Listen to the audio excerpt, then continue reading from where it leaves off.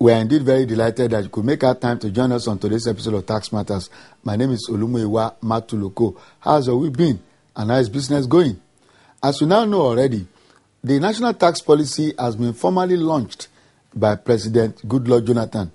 The need for a national tax policy was one of the recommendations of the Professor Dr. Philip Study Group on the reform of the Nigerian tax system, which was empaneled in the year 2002. What we have today as the national tax policy is the result of wide-ranging consultations across the length and breadth of Nigeria. The national tax policy provides the guidelines, the rules, and the modus operandi that will regulate Nigeria's tax system, as well as form the basis for tax legislation and tax administration in Nigeria. Chapter 3 of the national tax policy is on taxation as a tool for wealth creation and employment, and in subsection 4 of that chapter 3, titled Special Arrangements to Attract Investments, the policy lists out, among other things, tax-free zones, tax incentives, and international and regional treaties as tools for attracting investments into Nigeria. So, between Monday the 19th and Tuesday the 20th of March 2012, those who should know, those who have the expertise, who have the know-how, gathered together in Abuja for a workshop on tax treaty. The workshop was organized by the Tax Policy Department of the Federal Inland Revenue Service. The then executive chairman of the FIRS was on hand to welcome participants to the workshop. The focus of this workshop is an avoidance of double taxation treaties and also bring to the fore Nigeria's increasing need for exchange of information agreements, which, though not full-fledged treaties, are equally important in facilitating the free flow of information between countries, partner agencies, and organizations. In our opening remarks at the opening ceremony, the Honorable Minister of Finance and Coordinating Minister for the Economy had this to say.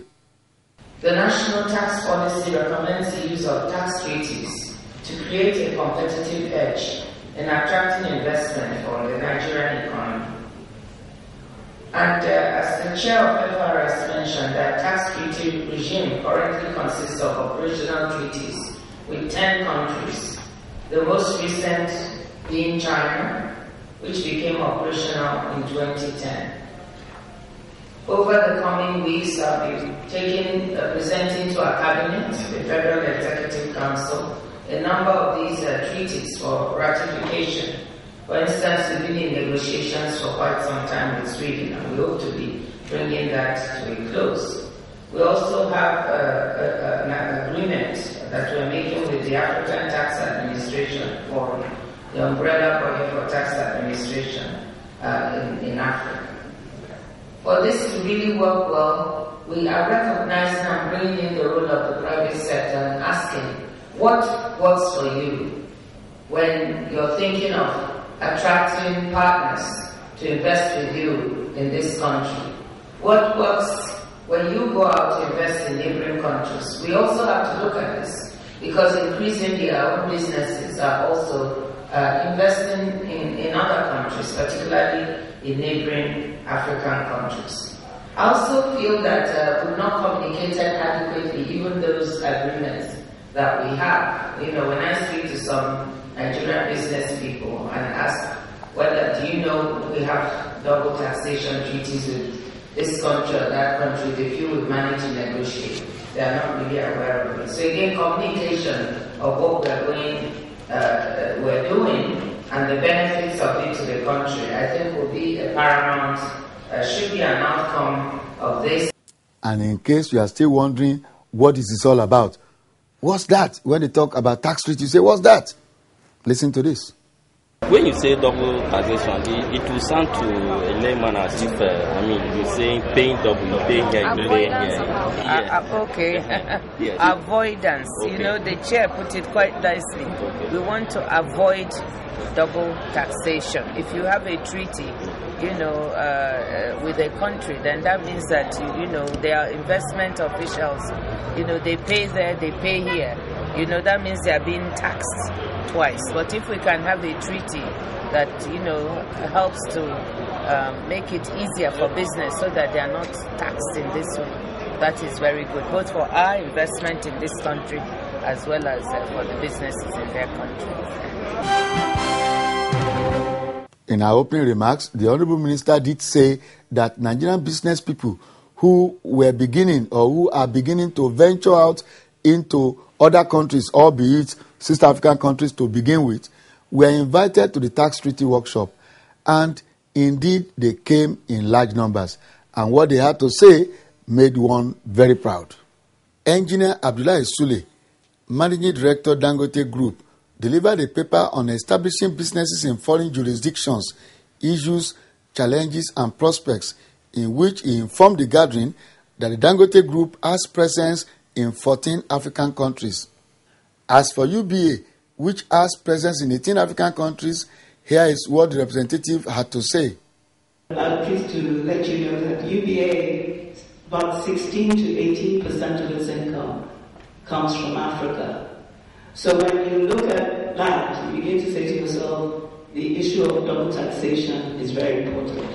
And then when you look at not just from the income, not just from the income perspective, but also when you recognize that UBA also plays a role in terms of developing people in the countries, and therefore has a management service agreement with these countries, then the fees arising therefrom from technical services are also taxed.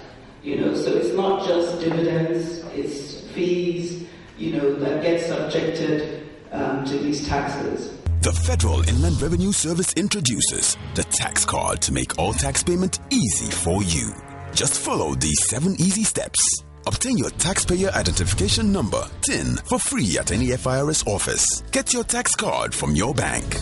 Log on to www.firsonline.com. Then register to obtain a password and access the payment process pages. Fill your TIN number, tax type you're paying, amount payable, and period of payment. Confirm the entries on your transaction. Then print your e-ticket and present at any FIRS office as an evidence of tax paid.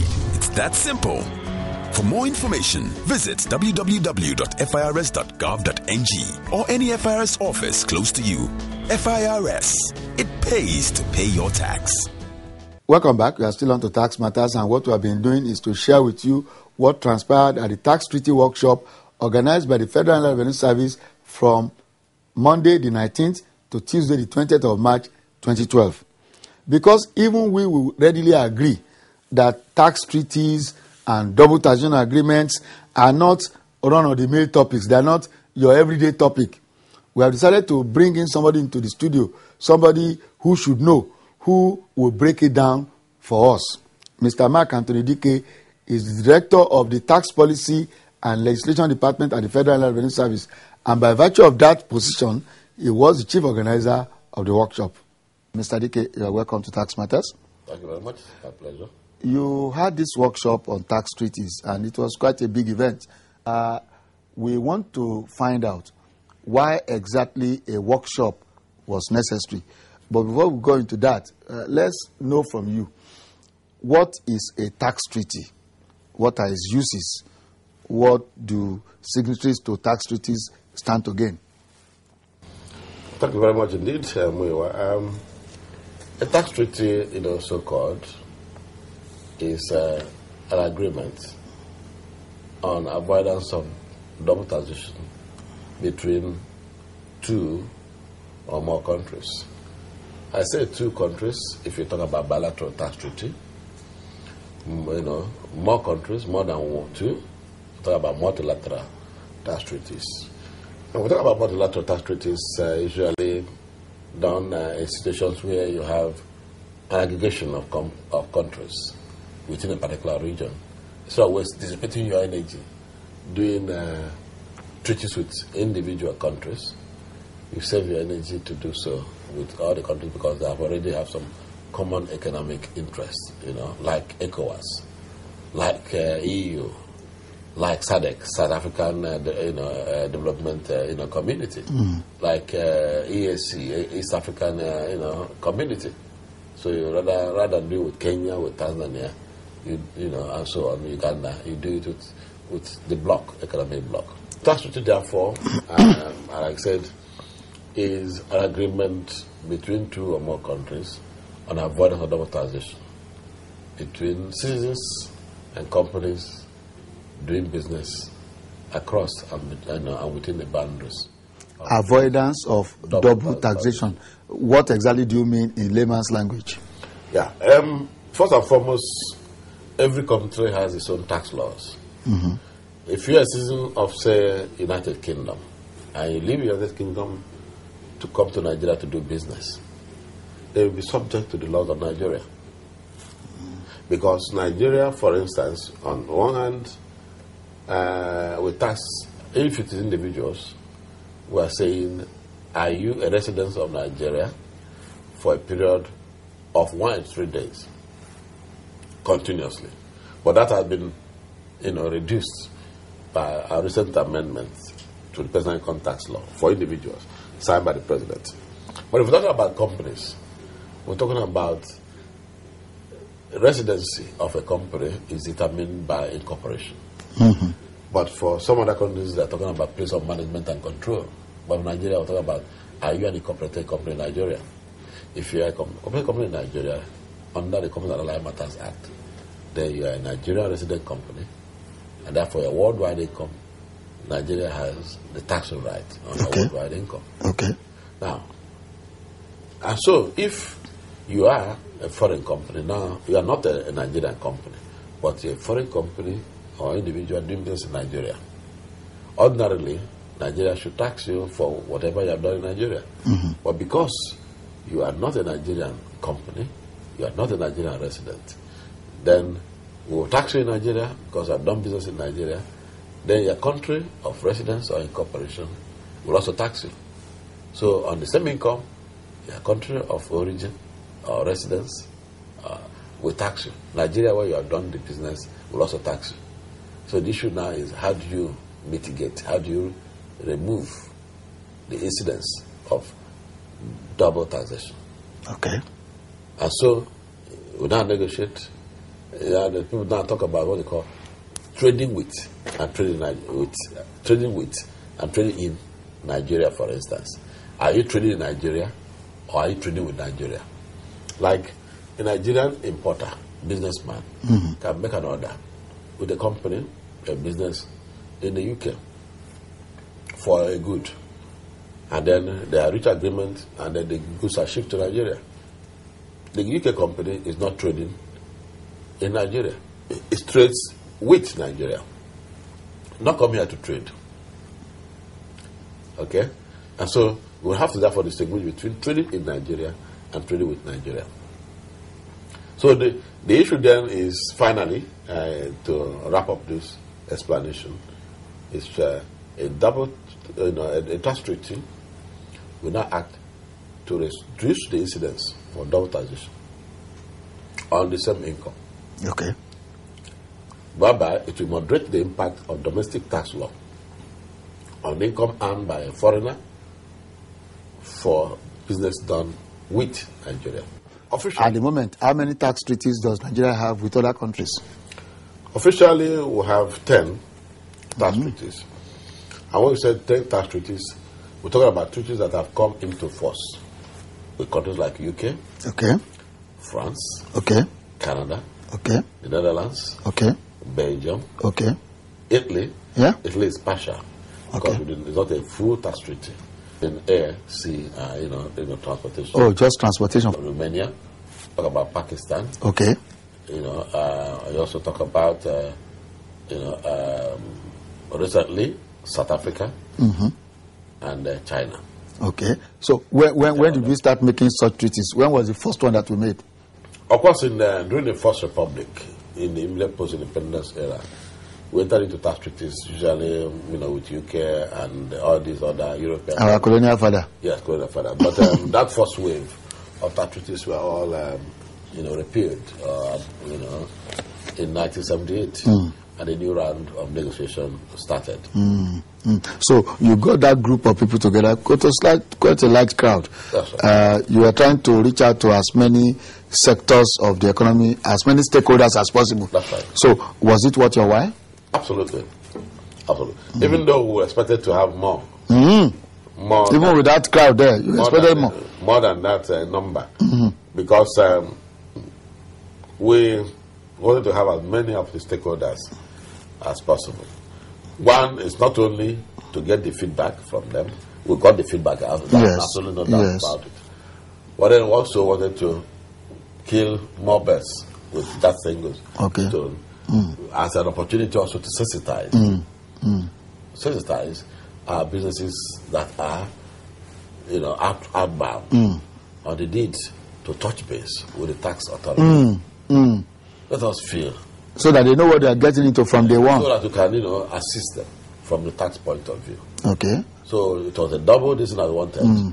To get them to give us the feedback as the kind of things that they are seeing. Those of them who are already out there. And for those of them who are planning to go out there. To actually see the need to touch base with the tax authority. Okay, so from your interaction with those that turned up, those that heeded your call, where do we go from here? Are we going to now have more tax treaties beyond the 10 that we currently have? On a general, Like how many countries do you think we will now have to sign with, whether bilateral or multilateral? Somebody was talking about an ECOWAS tax treaty that will just take all the 14 countries in the ECOWAS sub-region.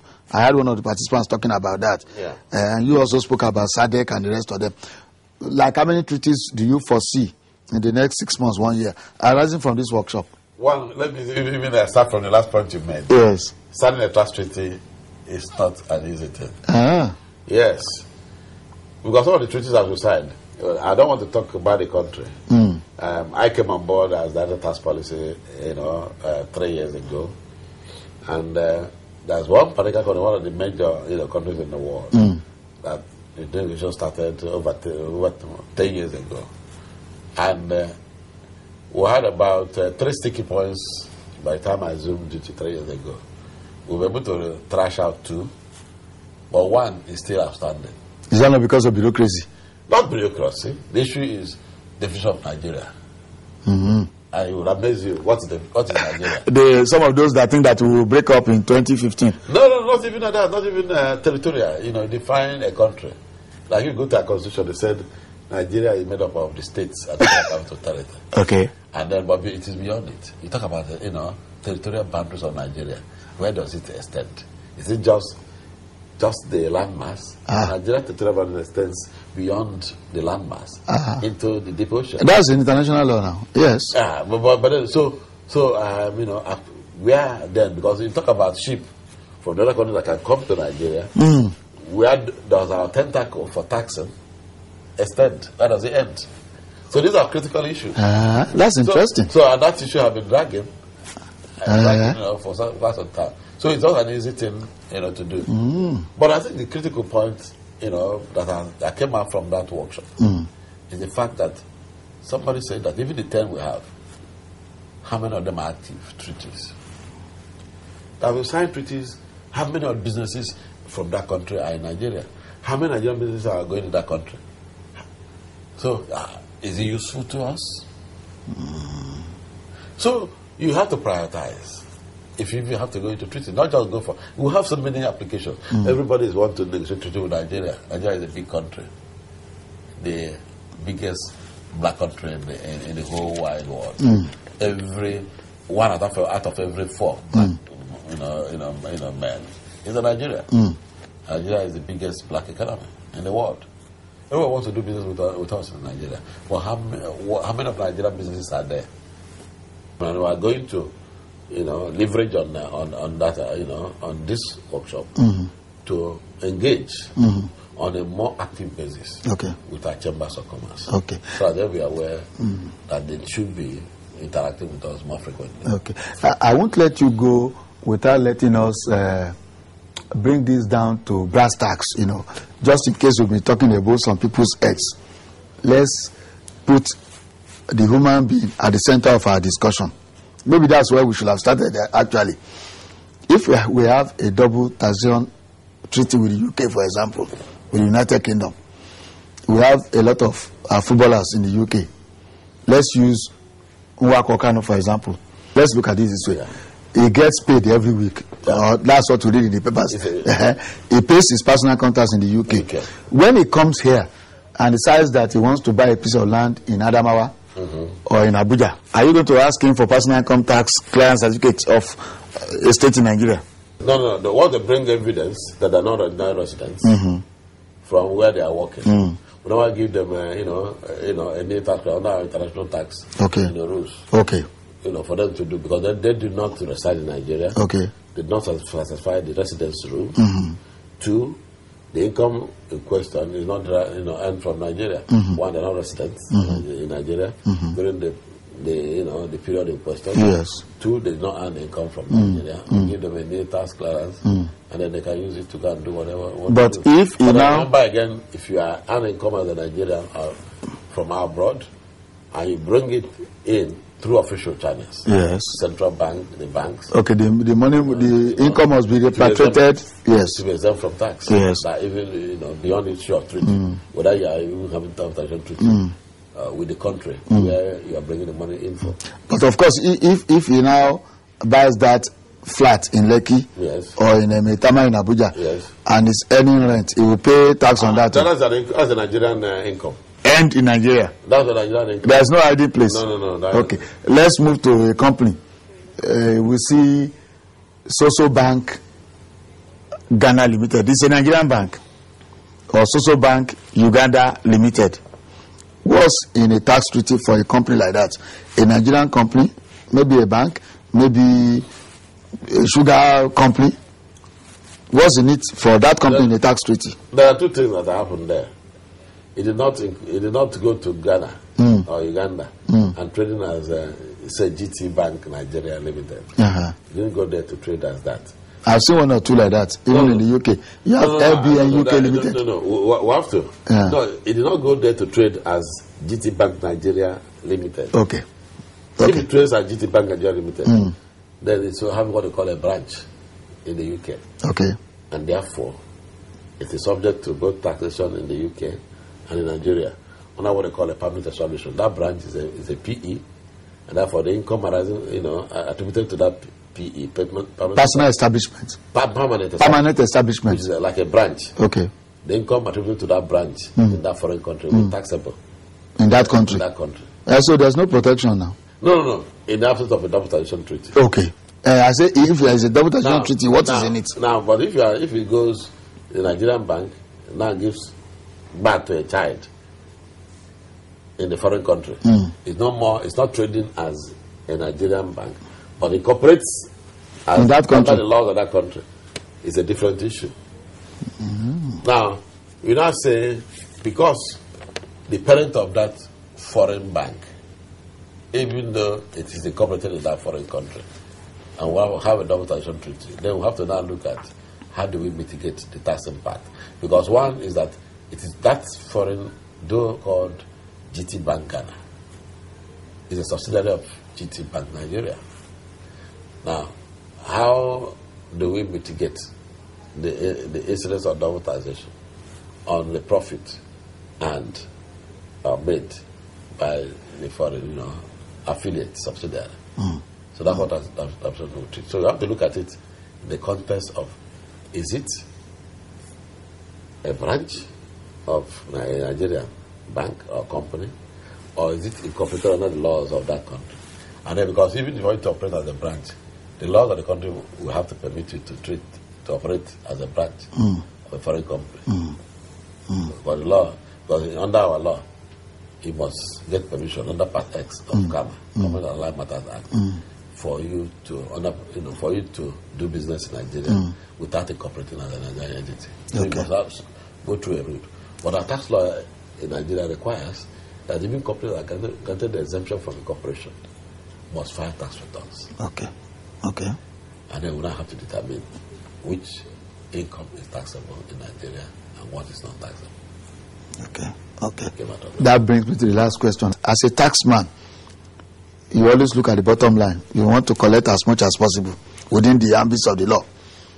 And you said at the beginning that a tax treaty, a double taxation treaty, will, ultimately mean that domestically you collect less. Where does your heart stand? Where do you stand? Do you like tax treaties or you don't like them? No. It is not tax at all costs. We do not tax at all costs. Okay. If the law has afforded the taxpayer particular rights and benefits, Granting. Good. Because one of the canons, one of the fundamental lessons I learned very early in my career through the, my training was the fact that you do not collect more or less than is due to the state. Collect what is due and no more and no less. That's it. You see that taxmen have the milk of human kindness flowing in their veins. Mr. Dike is one good example, a quintessential taxman. And it's on that comforting note that we say thank you to Mr. Dike